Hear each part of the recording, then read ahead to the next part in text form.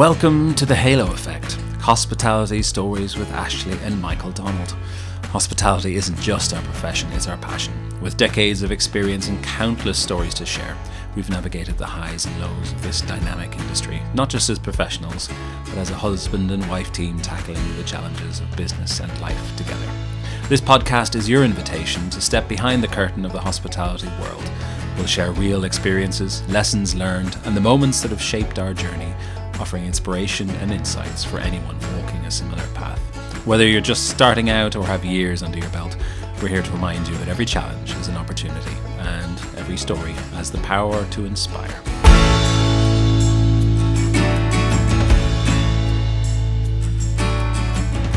Welcome to this episode of The Halo Effect, Hospitality Stories with Ashley and Michael Donald.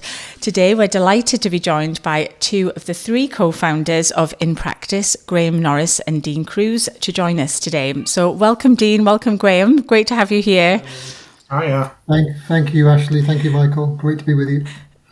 Great. Well, before we delve into our chat and hear more about InnPractice, we'd love to hear more about your own personal journeys in the hospitality industry. So Graham, perhaps if I can start with you just to give us a bit of background of your career and your journey in the industry.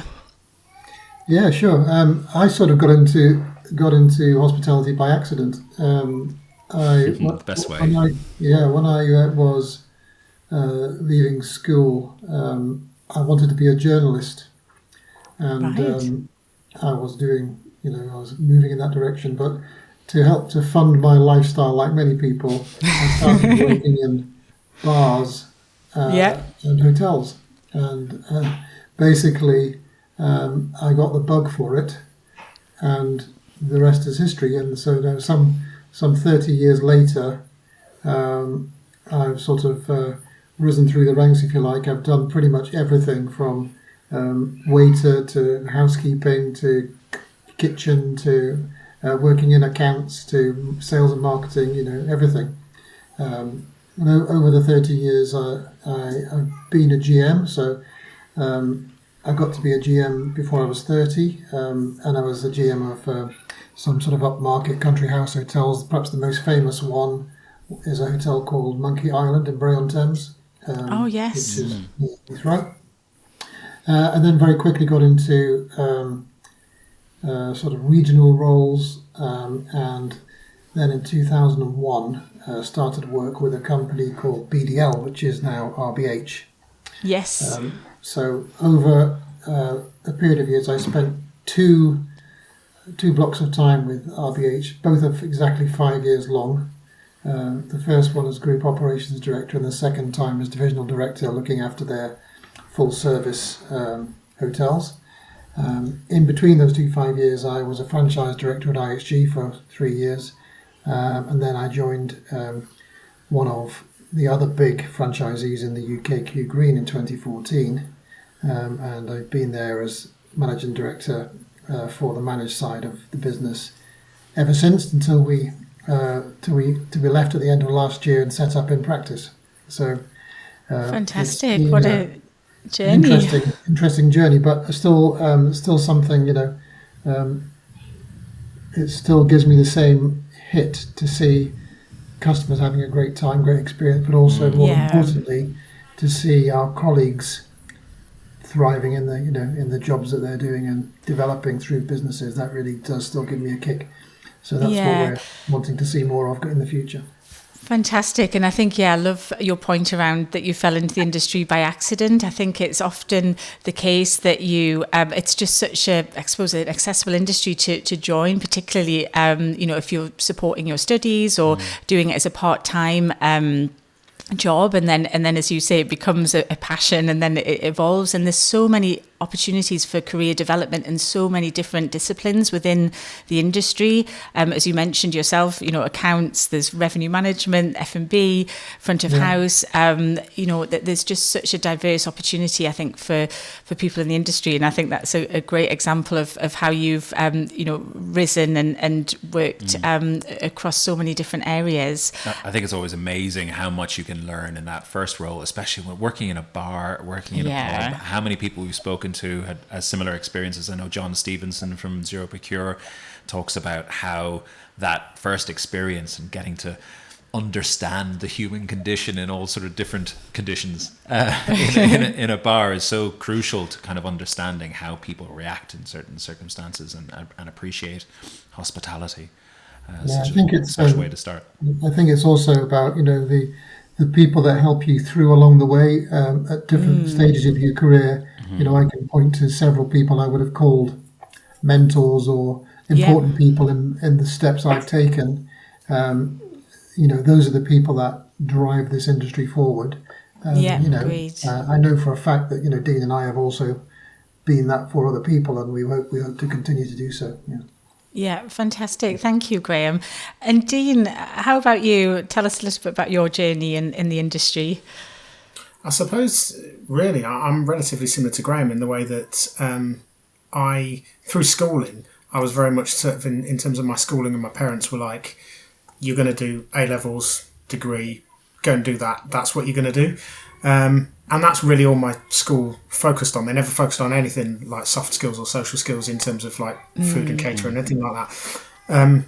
But when I got to sort of A-level, I became quite bored with education. It gave me no gratification, really. It was okay. And I would always carry on and do it because it's, you know, sort of what my parents wanted. But I got a part-time job in a country house hotel. I was just surprised at the environment. This is the sort of mid to late 90s. And I was surprised at the environment in terms of how things were wildly different from the outside world, or that's how it felt to me anyway. Yeah, and absolutely. this environment where, you know, my lifestyle was very much sort of like the weekend was the weekend and the week was school, whereas it felt like every day was Saturday in this hotel, even on a Monday. It was a really exciting, buzzy camaraderie. Yeah, absolutely. And everyone was there and everyone was happy to be there. And the guests loved it and we loved the guests and all that. And whilst I had a job in the bar, it was okay. But I didn't feel enough of it. It was okay. I wouldn't say that I enjoyed being in the bar. But then one of the guys in the kitchen said to me, do you want to help us out? So I said, fine, helped him out, a couple of shifts on pot wash. And then within a year, I finished my studies and didn't carry on to do a degree, and stopped at HND level and said, you know, I'm going to go and do this. To which my mum was a bit, you know, don't be ridiculous. but that was when I was 19. And yeah, I never really looked back from then on. And I think to your point, what you just said, Michael, the camaraderie is something that I could not get enough of. The instant gratification of the customer feedback and your peers' feedback. It was just so addictive, and I couldn't believe that. You know, if energizing, isn't it? Exactly. If you do a good job, you know within a minute, because someone's going to tell you, or the customer will tell you. And I thought I was really, really intrigued by that. It wasn't a slow burner like education. There's nothing wrong with education; it's very, very valid. But for me, I needed that instant sort of hit. And yet, at the time, that hotel was owned by the Greenhalghs family, and later became De Vere. Which is now in another guy's Q Hotels. But the hotel's still there, you know, and, you know, I was there over Christmas and I had a good 6 years there, did my apprenticeship there. And what was different at the time is that I met people, to Graham's point about mentors, which I can't underline enough of how important that is to the industry and to people. And it's something that I think that we need to focus more on as an industry. But for me, I had a mentor there and a guy, and he said to me, if you want to be serious, then, you know, work during your breaks, speak to me, etc., etc. And I said to him, all right. He said, yeah, I've just done 3 years with Marco Pierre White. And I know at the time I didn't know who he was. I said, who's that? And he looked at me like I was an alien and then just didn't speak for that week. And it just, that was that. But he became a really good friend, a great mentor, taught me a huge amount. And then he moved on, and then I met another guy as a mentor. And I was there for 6 years all in all. And at the end of my time, one of the guys who became my mentor said to me, you can go and have it all. He said, I can see that you're going to go and have it all, but you need to leave now. And if you don't leave, I'll fire you, because you need to move on. And I left there and immediately went to London. That was 2003. And just moved on from then on to I wanted to work at the places where I knew I'd get the most experience. So 5-star country house hotels. You know, I went to live in the Cotswolds, work at Byberry Court. I left there, went to work at the Vineyard at Stockcross. because I knew that it was a 5 rosette Michelin star, so I wanted to go and see some of that. Your knowledge of the industry had changed quite a bit from not knowing who Marco Pierre was. Exactly, you kind of started doing your homework and looking at the Michelin guide and looking it was the time when split shifts were the thing. I mean, obviously they're not as much now, but everyone else Depends during the split. That's very true actually. But during the splits, people would just go for a sleep or whatever. Yeah. I would just read cooking books for 3 hours, then go back to work, and that would be it. So I really, really threw myself into the industry and learnt about it. And I became a head chef relatively young, 22, 23, which probably in hindsight was maybe a bit too young, but I was managing people who were in their 40s, and it was quite a difficult thing. But my mentor always said to me, just worry about the cooking and everything else will sort itself out. And that's sort of how it worked. So for me, it's about experiences. And I left the vineyard and I was like, what do I do then? 2005, got offered a job at the Fat Duck, but before anyone really had heard of Heston, and didn't really fancy it at the time. So moved around, got a job with Chatsworth Estates, and worked with them. Totally different environment, looking at something different, country house estates, developing their assets and stuff. And then moved to another company called Finesse Hospitality, and they owned small boutique hotels. But I knew that by working with them, it would open a lot of doors to a lot of other things. So when I worked with them, I did two seasons with Paul Smith in terms of their opening parties of collections. I did the catering for the launch of the DBS for the Aston Martin when the Bond film came out. So a lot of those things opened those doors for me, and I was able to see things, and they would let me have time off. They let me just, go off and work for Claridge's, for Ramsey at Claridge's. They let me leave work for 6-month period to go and work at Murano with Angela Hartnett twice. So they allowed me just to leave work for long periods of time, because they knew that if I was better, the job would be done better. The company would benefit. And that's something that I think I'm really, really passionate about. And Graham and I have spoken about this a lot in terms of if we all try our hardest to make the industry better, we'll all benefit. So if people leave to go and get a new job, great, no problem. Wish you all the best. Because actually, if they're improving, the whole industry will improve, and we'll all benefit. So, really I'm just a big believer in that next step thing and moving yourself forward. Great. Oh, no, that's fantastic. And I think, as you say, lots of shared experiences in the industry from both yourself and Graham. And I think, definitely the importance of that mentorship and having someone that can guide you. And ultimately, I'm sure with InnPractice, that's something that will be embedded as you grow and you building your teams, that you can then, have those frameworks in place because you just know how much it's benefited you. So I think it's so refreshing, and particularly, at a time where recruitment and retention is so vital for the hospitality industry, to have that fresh approach and to have learned from all of those amazing experiences and support that you've had in the industry. So thank you for sharing that, Dean. And then you're both at this point and have launched InnPractice. So I'd love to hear about your the whole concept and the motivations for setting up InnPractice and why now, really. So Graham, perhaps I'll start with you. Yeah, well, Dean and I have been working together for the last 7 years within a white label franchisee, a big company in the UK, and I've actually had the name InnPractice in my head for a long time. I just love the name. It really does something for me. I think it does what it says on the tin, basically. But, so I've had the name in my head for a while. Dean and I started talking about doing this a couple of years ago, as to was it something we feel like we could do, because we're both very experienced and we have a lot of really good connections with other great people, and we've got a lot of good reputations in the business. And the other thing that started to become really, really apparent was that, of course, no companies are perfect, but where we were, it was clear there was a better way of doing it.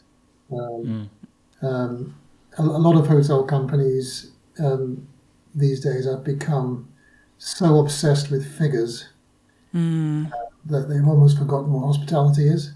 Right. And we just felt that was not the right way to do it now. So basically, InnPractice is us saying, okay, look, there's a better way of doing this. We want to do hospitality the right way, basically. And as a result of that, that means a few things. It means we're probably going to be focusing more on upscale segments rather than limited service. Sort of select service. We're not going to be doing, sort of motorway locations and things like this. We're going to be focused on city centre, large towns, that kind of thing. Things that are more embedded in the community. So, yes, if they're upscale, they'll have good F&B, but that good F&B will not just be, it's a hotel restaurant. This will be something which means something in the location that it's at. Yeah. We also, from an ESG point of view, it's very frustrating to see over the years how poorly hotel companies have taken this. Up until a few years ago, we were talking about paper straws and poor communities. That seemed to be the extent. Yeah, and obviously recently there's been a bit more of a focus on that, and as we've just seen the new Voco by Zeal just opened, which we can talk about a little bit more. So people are starting to take that more seriously, but also we feel like, look, to do hospitality properly, we're going to need to attract great people, right? Great people not easy to find. So to attract great people, they want to be aligned to people with the same values that they do. Yeah, absolutely. Those values include protecting the planet and embedding yourself in the community. So, albeit that it's the right thing to do in any case, yes, we need to do these things right. So now we've got a great opportunity because we're new. Yes. So we don't have to retrofit hundreds of thousands of documents and processes and procedures and policies. We can start from scratch, which is what we're doing. And as you know, we're starting on the process to get B Corp certification at some point, which is really exciting, and I think very much leading the way, as you say, setting that example for the industry, and having that B Corp certification as InnPractice, and supporting all of your hotels that you work with through, whether it be green tourism and other eco credentials, as you say, doing things right from the very beginning, and you've got that opportunity, as you say. There's no sort of legacy that you need to kind of refit. It's starting from the very beginning and starting it right, which I think is very refreshing. It's kind of similar to how maybe investors look at things as well. We had a chat with Tom Oakton recently, and he talked about how there's a sort of a hesitance sometimes if an investor is looking at a short-term investment. And it's similar, I guess, when I'm looking at my own house for, do I get solar panels? How long am I going to be in this house for? And it comes down to a return on investment in many ways. But if you can do that in new builds or new businesses, or right from the beginning, you can really get that full value. That you will get that return on investment, but also I think it's so right just doing the right thing as well. I think that's ultimately, when we talk about mentoring and trying to lead by example and matching the values of the people who work with us and work for us, doing the right thing is so crucial in that. Yeah, and from a team perspective, an investor perspective, absolutely. And also, I think, from a guest and a customer perspective, they very much, look at those ESG credentials. So whether that's through RFPs, whether that's through credentials that they can see on OTA platforms that certify them as eco-friendly, etc. So I think there's a lot of choice around which brand and hotels guests will choose to go to based on their credentials. So I think it's a really refreshing approach, and I think starting off with to work towards B Corp certification for InnPractice is an amazing step. And in terms of starting InnPractice, you could say, well, the UK market is very, very mature from a hospitality perspective with regard to, it's very, very normal now for owners, brands and management companies to be separate. The brands don't manage that many hotels in the UK. Mostly it's a third-party owner with a brand as a franchisor, and then a third-party management company. And there's a number of good ones in the UK. But our view was, look, it's a big market. There's plenty of space for everybody.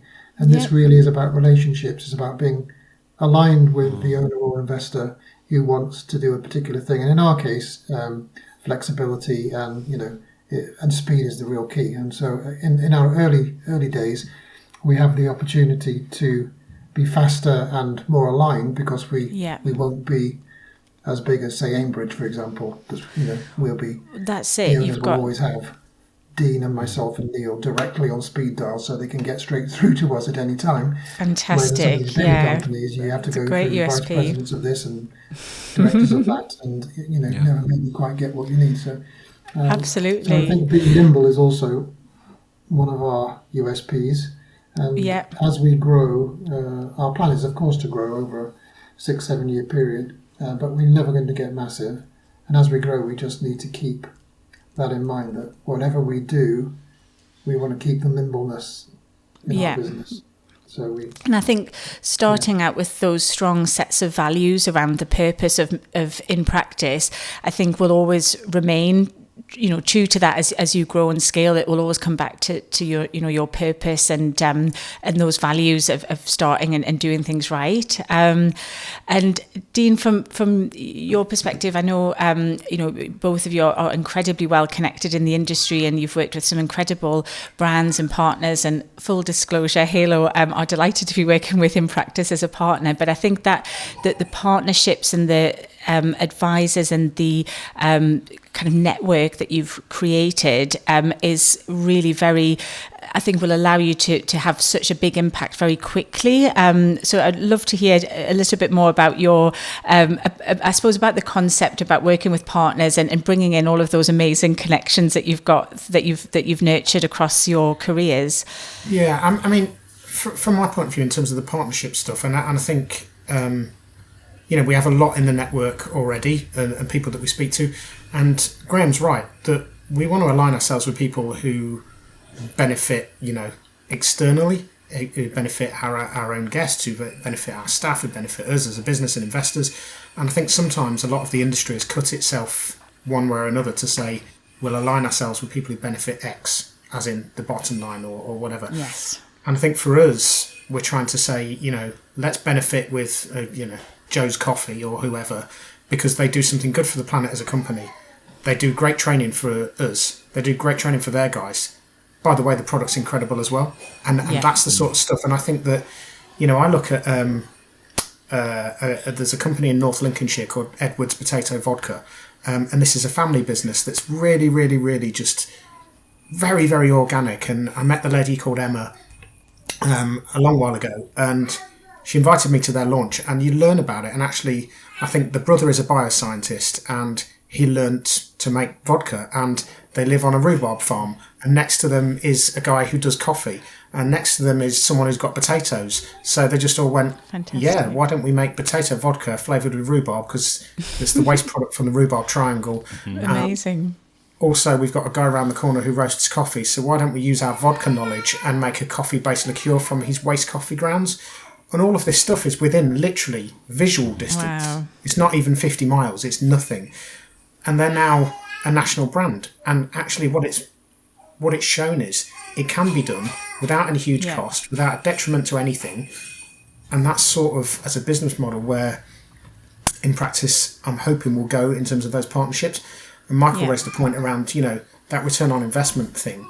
Actually, the way I want to see it as well is return on investment for our staff. Is that actually, what are we giving them that makes them want to stay? Because if I go back to the beginning of my career, people stayed at Claridge's because they were desperate to work for Gordon. That's why they stayed. Right. It didn't matter whether it was the hardest environment in the world. It didn't make any difference. You stayed because that was the reason. And fortunately, unfortunately, whichever way you look at it, those days are over for the industry. People stay now because it's great to work somewhere, and it's rewarding, and it's fantastic, and it's great. That's what we want to show people, because if you've got the planet in mind, or health and welfare, or mental health, or your wages, or your time, we want to be able to make sure that we're ticking as many boxes as we can for people in that way, rather than having a cookie cutter, like Graham was saying, hospitality done properly. Yeah. You can be hospitable with your staff as much as you can with your guests, as much as you can with each other. So I think that's the sort of the root of the partnerships, and that's where the idea started. So we'll obviously pick our partners based on a number of different things, but they're the headlines, if you like. Yeah, fantastic, and I think love that example. We're definitely going to go and seek all of those products out. But I love those examples of, as you say, of just aligning your values with those of your partners and growing together. And it's virtuous circle, and the whole people, planet, profit piece fits into that. And I think it's been really interesting, and we touched on it slightly earlier around ESG, not just from a sustainability and a green perspective, but from that community and the people, whether that be mental well-being of your team, whether that be more of how you support your immediate locale and the community in which your hotel and hospitality business is just so integral. And we've seen some really interesting brands coming out over the last while, whether it's Room 2, which frames itself as the UK's first net zero hotel in Chiswick, and then Voco by Zeal, which Graham mentioned earlier. I think those brands which really align their DNA with that ESG just solely embedded in there are really coming out at the forefront of hospitality. So yeah, it'd be really interesting, I suppose, just to understand through your partners how you will really embed your ESG aspirations with the partners and hotel operators, owners that you will work with. I mean, one of the key things is we want to be a little bit choosy about what we do. So we're not just going to say yes to anything. And obviously, we're talking about staff working with us, colleagues working with us, who like the same values, that have the same values that we do. And that is also the same for the investors and owners that we'll be working with. Yeah. So, and obviously we have to be realistic, because at the end of the day, when people are investing money in businesses, they want to see a return. I think my message is that, being ESG doesn't necessarily mean you're going to make less profit. Actually, it's more likely that your profitability is going to be more sustainable. So another version of sustainability, absolutely, because you're doing these things right. I think one key thing for me is that when we're talking about hotel staffing and the issue around mental health, etc., is to try and get away from this notion that you should be taking all young people at the bottom end of the scale, and as they get older, they gravitate to more senior positions. What I'd like to see is multi-generational staff models where younger and older people are working together in the same role, in the same department, because I believe that also gives you a much greater sense of connectedness. And connectedness is the thing which can impact. And I think you're right, Graham. I think the industry has benefited massively in the last couple of years from that view of saying, certainly for me, when I joined the industry, it was a case of, right, you're going to be a commis chef and you're on the veg. You're going to do a year on the veg, then you're going on the sauces. You're going to do a year on that, then you're going to... That's sort of changed a little bit. And I do believe you should still do your time and learn the craft and so on and so on. But very much now it's a case of, what are you producing? Is it as good as the next guy or girl? It doesn't matter if she's 50 and you're 20. It doesn't make any difference what's being produced. And I'm a big believer in that, because actually what you're finding is, if you're not careful, you end up in environments where the top layer of the organisation is not in touch with the people who are actually, selling or driving your product, because the generational gap is too big. Yeah, I mean, this is already happening, because the millennials and Gen X and Gen Y live on their phones, on social media, and people like us don't. And I've come across many managers in the past who really struggled to understand how to manage the staff they had, because they weren't living in the same world. Right, so what they grew up on was being strict with people, memos, etc., etc., etc., and simply changing the way communicating by doing it on Facebook or something can make a big difference, But I think also, from the point of view of supporting the community with this multi-generational staffing model, I know from my own family that loneliness is an absolute killer. And as people get older, perhaps they become widows or widowers, they're still able to work. They need that human connection. And there's a lady who works in a holiday inn that we've been managing for the last 10 years, who I believe is 88. She works in the accounts department. Amazing. And when she came up for retirement, we discussed it with the owners, and we agreed that it didn't matter how much it cost, we wanted to keep her. Because that was, she didn't have any family left, so that was basically her family. So if we'd have told her to, right, you're retiring now, who knows what would have happened to her, but she's still working there now. She still has that connection. And she's valuable because she can pass on, experience and all of that experience, other things to the younger people. Absolutely. And I would imagine if you put her out in front of a slow payer or something like that, who's going to hold off paying her if you need to get a bill paid? Exactly. Yeah. So, that's great. But I think we have to be realistic, because at the end of the day, investors want to have a return. So, you're not going to change the world overnight. But I think we need to try and be strict with ourselves and just do the right things every time. When you're authentic and you do what you say you're going to do, then people come on board.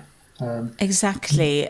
From an ESG point of view, of course, it's easier to do it with a blank piece of paper on a new build situation. Much more difficult with a legacy building, older building, perhaps with old boilers or things like that. So it's harder, much more expensive, and harder to retrofit. There's a number of ways of and right from the beginning, InnPractice have aligned themselves with a couple of real specialists in this field, so Mission Net Zero and Karma, which both in their own way really can embed their offering, whether that's through eco labels and working on a net zero transition plan, or whether that's supporting veterans with tree planting initiatives that can also be part of InnPractice's team building, so that I think that you're already sort of building that in right from the beginning, aren't you? Yeah. Yes, absolutely. Yeah, and those two organisations are really, really good. I mean, Karma, for example, is already B Corp, so that's right. They've achieved that, and they're doing great things. Yeah, really good things. Fantastic. So we've, I suppose, touched on a little bit around, I suppose, how brands, businesses are choosing sort of ESG alignment. And I think, both of you have been part of brand and concept development work throughout your careers, whether that's creating a brand completely from scratch or an F&B concept, or whether it's advising hotel owners and investors on that brand selection process. It would be great to hear, really from your perspective around, I suppose, how you navigate that brand concept and creation, and what your aspirations of doing that with InnPractice and your investment community. So Dean, perhaps you can talk to us a little bit about, what achievements in concept development work and how you'll apply that with InnPractice. I think, I think a lot of that sort of concept stuff, and I suppose I always worry a little bit in the food arena and operations arena that the word concept gets used a little bit too much around it's going to be a silver bullet to change the world. Sure. Because actually you've still got to be doing the right thing for the right reason, for the right guest in the right environment. And, concept-wise for us, if I look at, the work we did in Kew Green around, sourced, for example. So the idea being that we would source 50% of the menu within 50 miles. And we would tell the guest that, and we'd talk to the guest about that and engage local supply chain, and hopefully they would have heard of, Michael's Butchers or whatever. That's how we wanted it to be, so they would hear about that. And that is not a way of saying we're going to raise, RevPAR tomorrow morning. That is just a way of saying, actually, we're going to do something good that supports the local community. Because do you know what? If you support the local community, then the community will talk about you. If they talk about you, they'll use you. And if they use you, we all benefit. So that circular approach, I think, is a good example of how concepts can work. And I think sometimes some concepts, and I don't want to be disparaging about the brands, but sometimes with the brands, they we can edit any names out. If you want to go straight ahead, we can bleep them.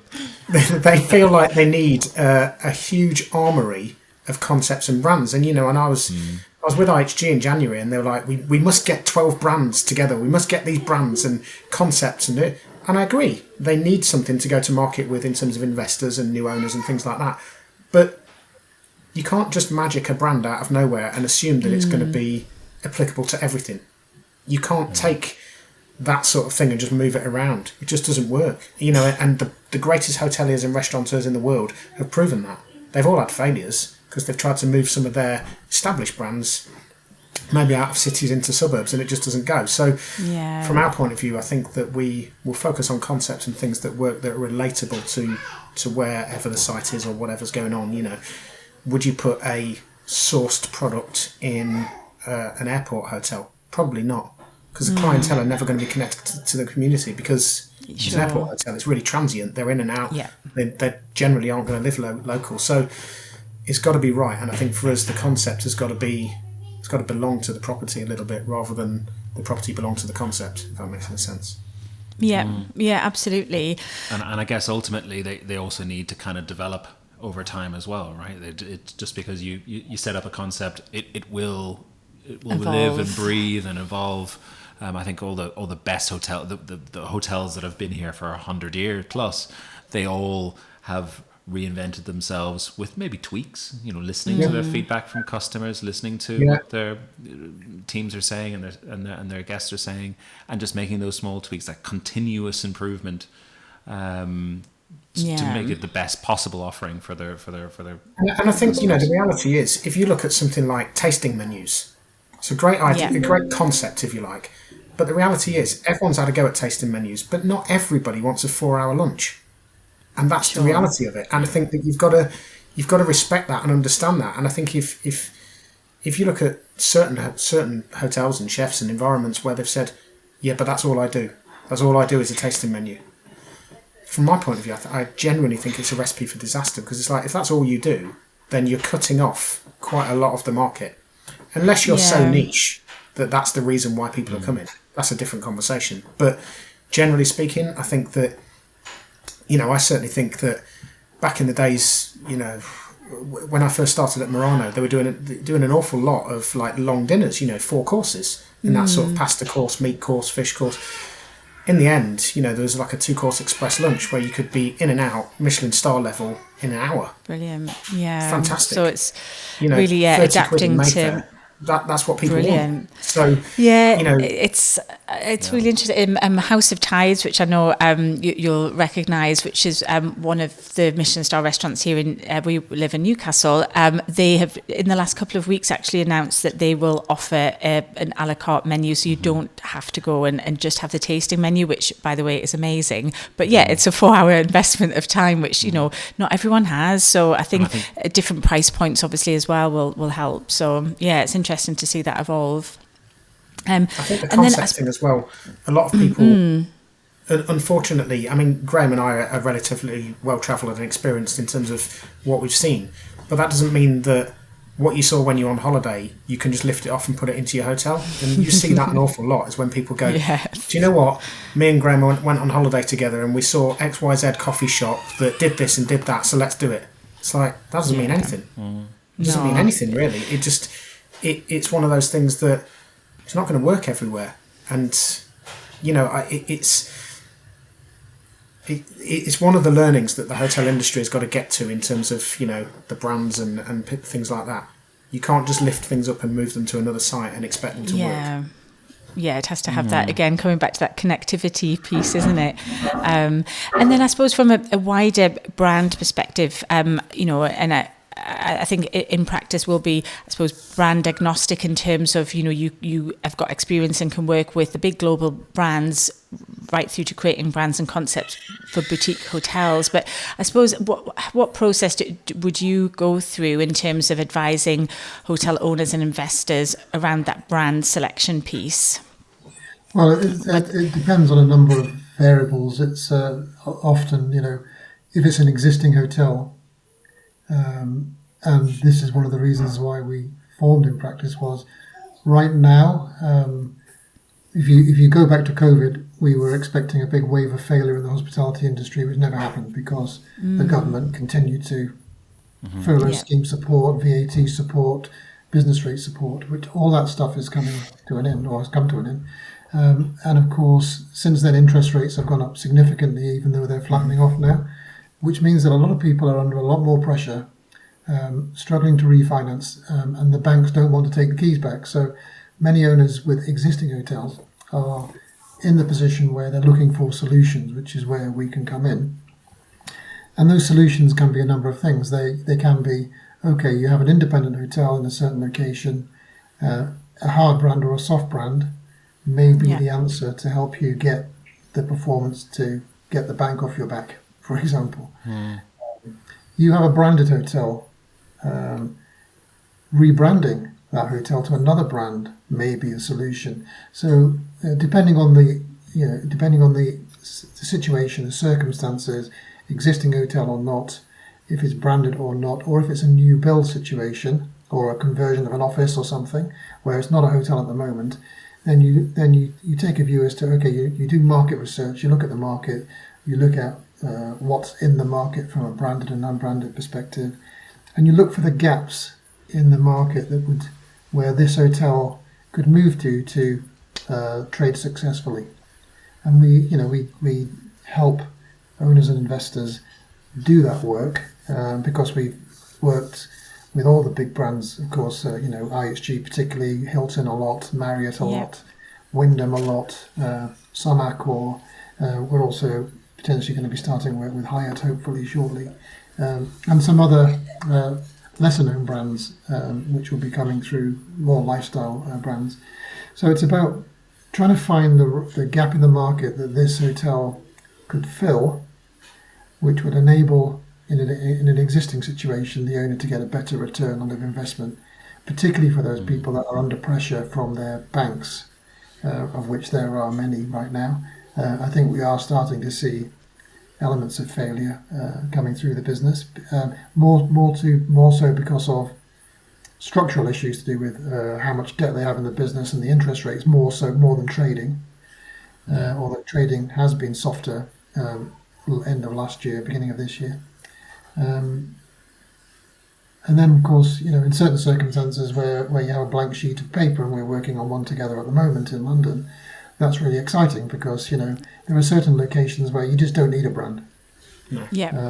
Because, particularly London, Edinburgh would be two locations straight off that we would say, unless it's a very peripheral location, if it's in the city, the chances are you don't need a brand. All you'd be doing is diluting the profit you'd be making by passing on fees to the brand where you could quite easily sell, but do the same performance by doing it yourself as an independent. The other thing which is becoming more prevalent is, as you mentioned, I think when we were starting this, all the big brands have softer brand approaches. So, for example, in Marriott, you can do autograph or tribute. Hilton have a few versions of that. You can also, DoubleTree, for example, you can be an affiliate of Hilton. So let's say that I believe there's a hotel in Dublin called the Morrison, which is a DoubleTree hotel, but it doesn't call itself a DoubleTree hotel. It's the Morrison, and very small letters, a DoubleTree by Hilton Hotel, etc. And the benefits for that is that you can maintain your independence, particularly if you have a well-known location or well-known name, but benefit from the really, really strong delivery that some of these big hard brands have got. The best ones being Hilton, Marriott, IHG, but the others are also coming through. And again, depending on if you've got the choice of any brand, then it comes down to how expensive it is to get into that brand. A harder brand. Ultimately, I guess the measure is is the comparison against the OTAs, because I think it's almost like picking up those brands is your way of kind of bypassing the OTAs as much as possible, and tapping into their loyalty. Really, so whether it's Bonvoy or tapping it into the marketing, into the loyalty, into the trying, and hopefully that's less than the OTA cost, I suppose. But that marketing reach is trying to stand out ahead of those OTAs is crucial, I suppose. The other thing with the big brands is, from an investor point of view, you get a stronger covenant, i.e. you can borrow money more cheaply if you're tied into a big brand like Marriott or Hilton or IHG. Mm-hmm. A safer bet for them. A safer bet, so you probably end up paying more interest or have a more expensive loan for a hotel you were doing as an independent in a certain location. I think, the big brands all give you better commission costs on the Booking.coms of the world, but they don't replace Booking.com. Booking.com still delivers business through all of them. I think the big advantage of the big brands is big sales teams focused on internationally, and the loyalty schemes are really powerful. Absolutely. And I think in times of pressure and downturns, recessions and things like that, loyalty schemes can be the difference between keeping you afloat and not. Yeah, and it's amazing actually. Those loyalty schemes have come so far. I mean, we both started our careers with Starwood back in the day before Marriott, acquired their brands, and they would have SPG, which was one of, I think, the best loyalty programs in the industry of its time. But I think what it did really well, and it's interesting to see that Marriott are further evolving this, is that it went beyond the points. It was about creating these experiences that money can't buy. So they've got these, Marriott moments, for example. So whether that's some sort of backstage pass and meet and greet with Beyonce on her latest tour, or whether it's, something that you just wouldn't be able to buy as I suppose a member of the public, that they're unlocking these amazing experiences. So I think, as you say, it's really powerful that you've got these big kind of global brands and teams and partnerships that are able to really provide those unreal experiences. And there's a lot of evidence as well. We have some good friends that obviously still work with Marriott, Bonvoy, and they talk about how the most loyal guests will still buy those higher category rooms and spend more money to kind of hit those tiers and continue getting those benefits. And it's almost like people who are sort of locked into American Express, Amex, and spending money through the card to kind of get those benefits, which ends up being great value to them individually. So it's a loyalty beyond reason, but there is a reason sometimes, isn't there? I mean, you hear, I'm sure you've heard of this, but you hear of many people towards the end of their loyalty year, they buy return business class flights somewhere for no reason, just to keep their platinum status for the next season, next year. So, it's the loyalty benefits are very important to many of these people. Yeah, absolutely. So I think probably our last kind of talking point that we just wanted to focus on was, we've sort of covered the brand landscape and hospitality landscape. And, I think something that we see and also see big brands sponsoring it is the whole sport tourism and big pillar events that are driving the hospitality industry and growth in the industry. So I'm thinking of the tour recently with Taylor Swift, for example, various sporting events, of which Dean and I might keep quiet on one particular Wembley meeting. For full disclosure, we're recording this a couple of days before the Carabao Cup final that has Newcastle and Liverpool involved. It'll go out after the final, so we'll see who's laughing come next week.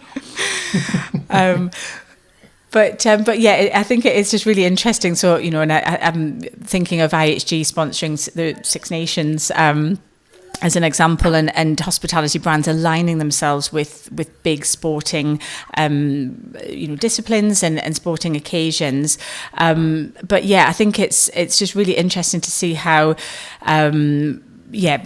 hotels are are really benefiting and maximising those big events.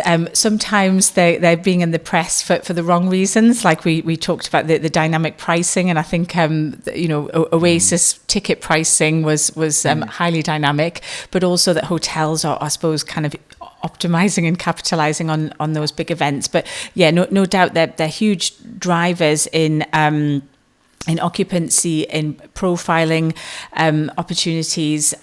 So yeah, I just wanted to get your thoughts around some of that, I guess, like experiential hospitality and how hotels, hospitality venues can really leverage those big pillar events to their value without taking advantage, I suppose.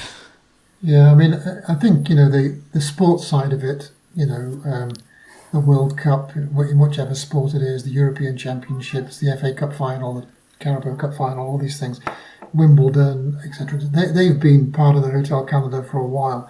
I think what is new are these mega events, like the Taylor Swift, Beyonce, Coldplay, Oasis tours that are basically driving country GDPs. I mean, I believe Sweden's GDP was moved forward just by Taylor Swift concerts last year, which is just mental to think about. It's mad, isn't it? I know. Yeah. Now, obviously, hospitality hotels work in a dynamic pricing environment, so you do tend to, from a revenue management perspective, make hay while the sun shines. If there's strong demand, you're obviously going to take advantage of it. But I think what the smart ones do is they become part of the whole experience. So if Taylor Swift's in town, for example, they're doing stuff in the hotel which is themed along those lines. They're playing the music. There's food and drink which is tailored for, excuse the pun, but tailored for. Love it. Yeah, sorry about that. I think that's the way to sort of give some added value to the extra price that people are paying, because if they're also flying to, for example, I tried to get tickets for Taylor Swift in Edinburgh. She played for, I want to say five nights, can't remember now, but I went to the bar, I didn't get them. But then you hear about people going to the same show 3 times in a row, and they'd flown from the United States to see her. Wow. So not only were the tickets expensive, the hotels were expensive. No doubt the flight prices were crazy because of the demand. Sure. This week I went to the south of France, which is MIPIM was going on this week in Cannes. Oh yes, of course. I wasn't going to it, but I was going around it. The flight prices and the hotels were absolutely nuts.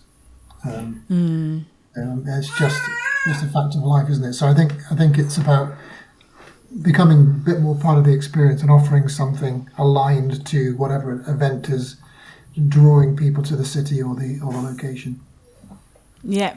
Agreed. I think, adding value, especially if the prices are high because of that demand. And I think often, from my own experience, I don't mind paying a lot for something if I feel that there's value. So if, going to, an amazing concert, once in a lifetime experience, if I feel that I've got value through that experience, and I've just not, being gouged because of them racking up the price because of the demand. I think, that there's a different value exchange involved with that. But absolutely. But we did manage to get Oasis tickets before the dynamic pricing really kicked in. But again, getting to Manchester, getting hotels, etc., all of that, it does add up. But I think it's been really interesting to see those events and how the industry has responded. But I think the word experience is the key, isn't it? Because in the past, hotels were commoditized, and you could only really compare them on price. But now they're diverging from experiences with the focus, particularly as the further upscale you go. I don't think people even care so much about what they pay. If they get a great experience and a memorable experience, and not just a shower and a rubbish breakfast. There's something else going on, whether it's connection with a local, the local town, learn a little bit about the place they're in. And many of the brands, Intercontinental do that very well in terms of, placing you within the heart of, you see our city as the locals do. Live like a local, yeah.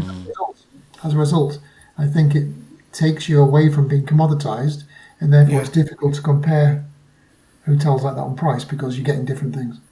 And I think that's a smart way of doing it.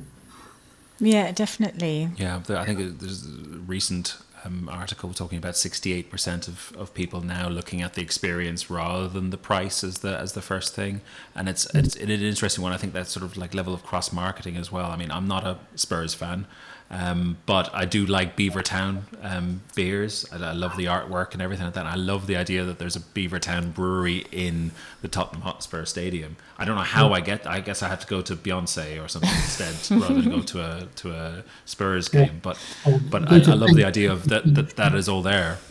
Yeah, absolutely. So it's great. And yes, I can buy a can of Beavertown, no problem. It's the exact same product, and I can have it at home from a can. But I want to go to the brewery there where they have the glasses that fill it from the bottom, and that kind of experiential the theatre of hospitality that is so special and adds so much value to the experience. Absolutely, and that's the thing, isn't it? I think and going back to what Dean was talking about in terms of local provenance for venues, actually more and more people want to be able to make those choices for themselves in terms of what they eat and drink and where they spend their money. But I honestly think people are prepared to pay more for authenticity like that anyway. Yeah. So, exactly. And they can see that the contribution they're making to the community or to a small local business. I think, definitely, it's you can see where your money's going. Absolutely. Fantastic. Well, I think there's been some incredible takeaways here in terms of mentorship and just, your vision for InnPractice and, the exciting times ahead.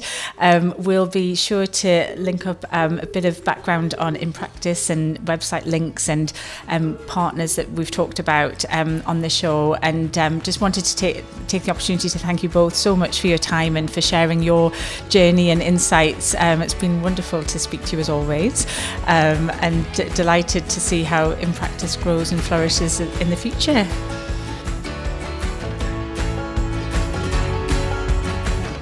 Thank you for listening to The Halo Effect, Hospitality Stories with Ashley and Michael Donald. We hope today's episode has offered some insights and encouragement to anyone navigating the world of hospitality or entrepreneurship. We'd love to hear from you.